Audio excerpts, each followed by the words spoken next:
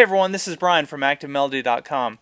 Well, in this week's guitar lesson we're going to take a look at an original composition that's played in a country blues style, and it's really just two chords in this. So there's a D minor chord and a C chord, and we're going to be alternating back and forth between those chords, and it's going to be up to you to play both the rhythm part and to do the lead fills in between the rhythm parts to really fill the space.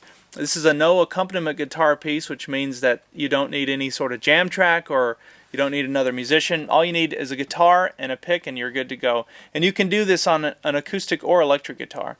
So be sure to check it out. If you're interested in watching the part 2 video and downloading the tablature for this, you can get those assets over at ActiveMelody.com. Just look for EP131. That's a lesson number for this lesson. So let's go ahead and get started with part 1. Alright, so this has two chords in it. There's a D5 chord and there's a C chord. And we go back and forth between those two chords and then add fill licks in between them, so you have little lead parts.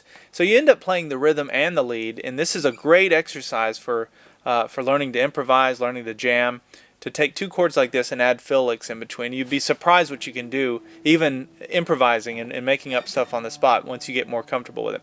So let's start with the D5 chord and explain what that is. So a D5 chord, the way you make it, just make a D chord like you would in first position. I'll assume you know how to make that. And then you take your middle finger off, or I'm taking my middle finger off because I'm not going to play the one string on this. In fact, I'm going to use my middle finger to do some of these bass notes here. So what we're doing then, now that we've got just these two fingers down out of the D chord, we're going to play strings 4, 3, and 2. So you're just playing those three notes. Now what you've got there is you've got a D note as your root note. You've also got a D here, so there's two D notes.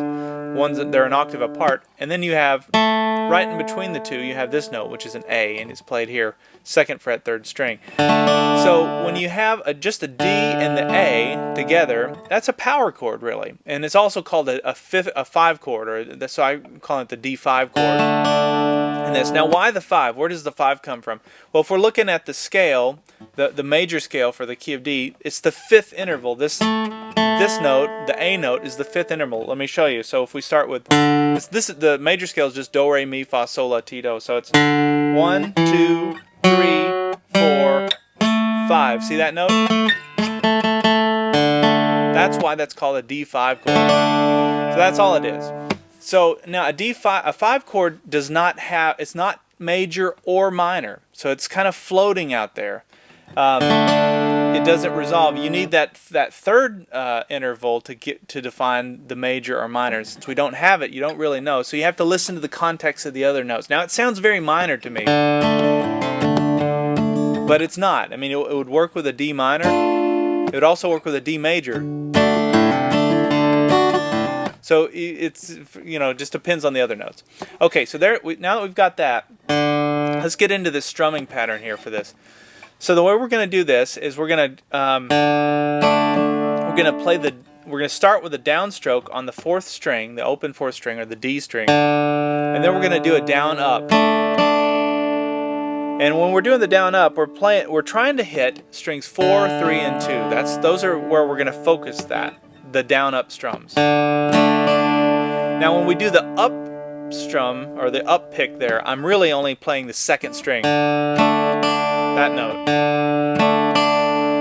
So the way you're going to want to start this is just practice that. And it's going to, for those of you that are newer to guitar, to be real precise like that and hit that 2nd string on the upstroke, you're going to want to slow this down and just try and get it accurate. Do not try and do it up to tempo first. Always try and get it accurate first. So that's your first thing. Then watch this. I take my middle finger and come down to the 3rd fret, 5th string, and I do a hammer on there. So that's just a downstroke on the open 5th string, or the A, and then I hammer onto that note. So we have. Now, after I do the hammer on, we're going to do the same downstroke and then the upstroke playing the 2nd string, like that. It's the same ones that we did the first time. And then it just starts rocking back and forth. Watch my right hand. Let me get that in frame here. You can see how loose it is. It's not rigid. You're not doing this, you know, at the elbow. Your wrist is very limp. You're limp-wristed for this one. So it's like that. And it'll feel awkward in the beginning, but once you get that motion down, it starts to really groove, and it actually becomes very intoxicating. You kind of don't want it to stop. Okay, so that's the D part. And I did that 4 times the first time. So then we come up here and play this. It's a little run, and what's nice about this is it sounds great against this open D note, which is just sort of droning out. And what I did for that is I came up to the 5th fret, 3rd string, and I did a hammer-on between the 5th fret and 7th fret on the 3rd string. But I'm playing the D note along with it, that 4th string, so it sounds like this. That's the first thing you're going to want to do. Now after I play that, I keep my ring finger down where it is, and then put my middle finger down on the 6th fret, 2nd string to play this. So I did a down stroke and an up stroke, and you can see by adding this note, now we have a D minor chord. So that colors the whole thing just by adding that one note. It makes this sound very minor. It kind of puts it all into context. So okay, so after we have this chord shape, and again, I'm only playing strings 4, 3, and 2. We're focused on those 3 strings. So it's down, down, up. Then I go up, down, up. So watch this. Down, down, up, down, up. Try that again. Down, down, up, down, up. And it's okay if you bump this one string, because listen to it. It clashes with it a little bit, but it has kind of a cool sound. It sounds like the, what is it, the Jim Croce song, Time in a Bottle. Is a chord that he uses in the beginning of that. So then I came down here, middle finger and ring finger on the 5th fret, 2nd string and 3rd string. And again, I'm playing strings 4, 3, and 2. So we have, and then I came right back down to this D, like where we started, and resolved it there. Again, 4, 3, and 2, those strings. And after I did that, I go right back into the chord, or into the little rhythm part. So let's start it from the beginning.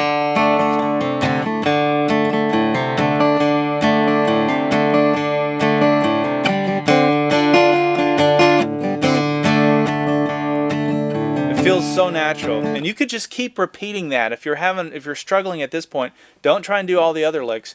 Just try and go back and forth between those 2 parts. That's a lot right there, and once you get it going, it's very hard to stop. It just feels good. Like I said, it's kind of intoxicating. All right. Now the next thing I did was I went to a C part just to mix it up a little bit, and instead of just playing a C chord straight there, I did this.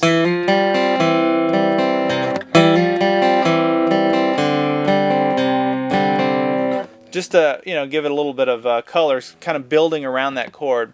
So I put my pointer finger down where it would normally be when you make a C chord, which is the 1st fret, 2nd string. My middle finger goes down where it would normally be, which is here on the 2nd fret, 4th string. But then I did not put my ring finger down here where it would be, because I used it to do a hammer on there. So I played the 4th string, and I hammered on to the 3rd fret here between the 2nd and 3rd fret, keeping the middle finger down. And then watch this. We play strings 3 and 2 out of the C chord. Make sure you do an upstroke on that 2nd string there. Because you're going to do that each time. Watch.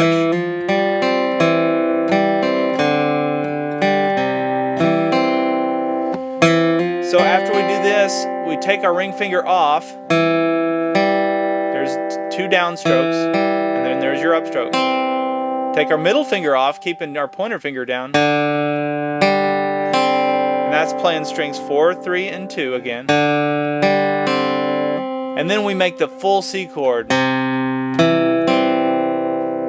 So you can see it's just walking down the notes. Those are the notes.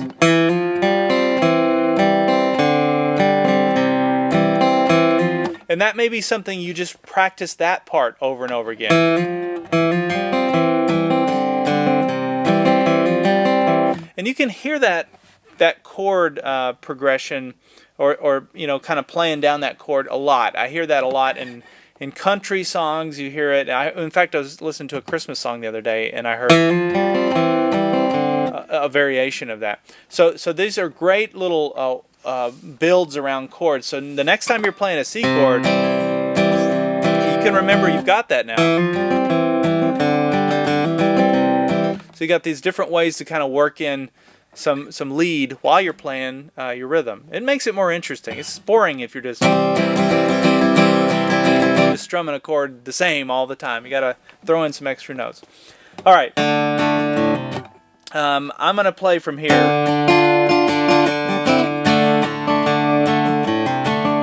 Here's the C part. Then we're back to the same little intro part. And I played it twice. So the first time I played through it 4 times. After that, I only play through it 2 times in between each part. Now, the second time through, I played this, which is a little lead part thrown in right out of the D minor pentatonic scale.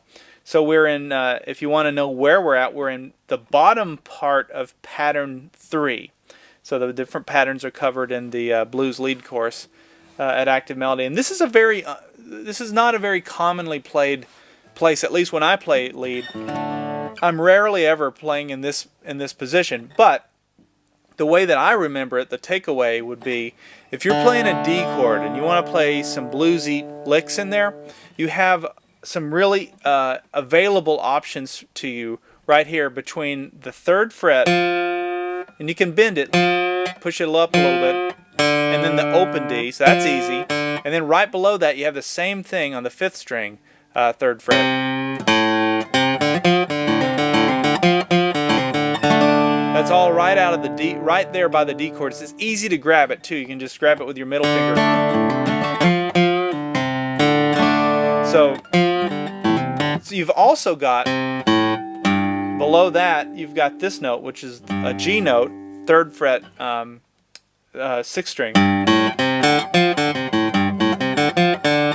that's how I think of it. I just think I've got this little place to kind of noodle around. And anyway, so the way that I played this lick was,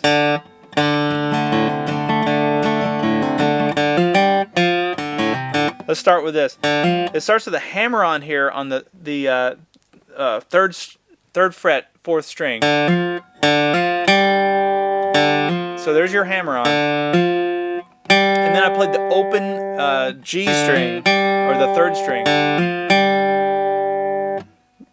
Came back to the 3rd fret, 4th string. Pushed it a little bit of sharp to give it some twang. Then I took my finger off and played the open 4th string. Then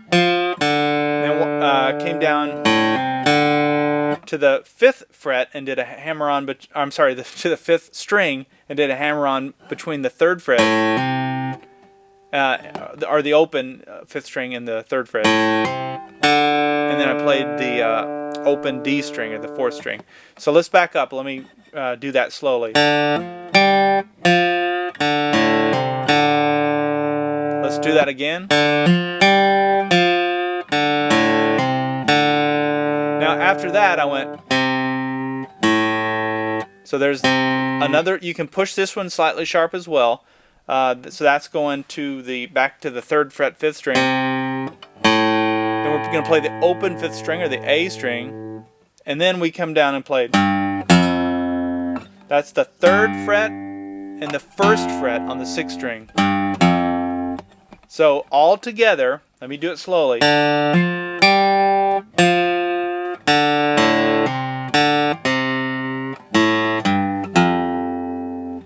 And then we can come and go right back up to the D note, which is an open string. I thought about doing this in drop D tuning. In fact, when I started it, I was going to do it that way, and I don't know, it added some complexities, and I thought from a learning perspective, it's just easier to keep it in standard tuning. You don't have to worry about retuning it, and it's more accessible when it's always there. So that's what that lick sounds like. One more time.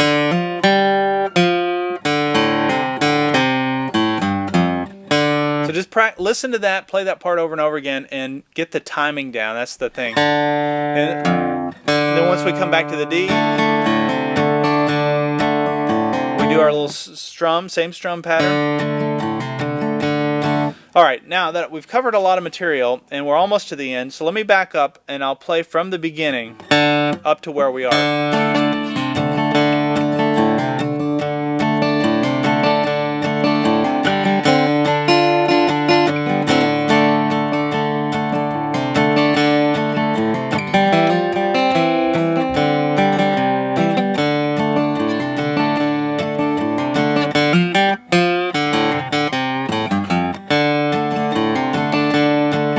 Watch this. To get into the C, I did this bass walk up. It goes open 5th string, 2nd fret 5th string, 3rd fret 5th string.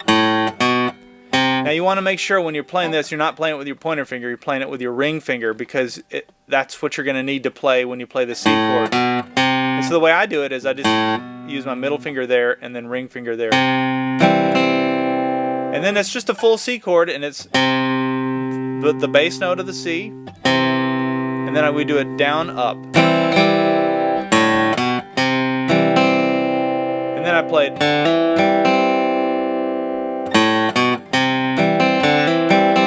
Now that's a kind of a bluegrass lick that you hear a lot, and all I'm doing for that is I'm keeping the C chord, but I'm just taking my middle finger off and hammering it on like this. So you can see when I take my middle finger off, I do a downstroke on that open 4th string, and then just hammer it on, and then we're going to do a down and up strum.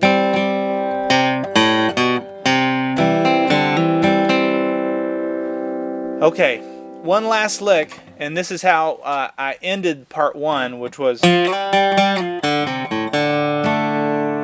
kind of a cool, kind of a bluegrassy thing. And what I'm doing for that is from the C, I take my ring finger here on the 3rd fret 4th string, and we're going to slide it up. I'm going to pick it here. We're going to slide it up to the 5th fret, and then I'm going to play the open 4th or open 3rd string, which is the G string, and it matches that note. You can see they're the same note. And then we're going to go back down. I'm going to pluck it again. Slide it from the 5th fret down to the 3rd fret. Play the open 4th string. And then the 5th fret 3rd string. I'm sorry, 3rd fret 5th string. I always get those backwards. 3rd fret 5th string. And then there's the open A note, or the open 5th string. And then right back to the open 4th string, which is part of that D chord. And you have time then, since it's an open string, to get your hand back in position to play the chord. So you know, from a timing perspective, they're just 8th notes.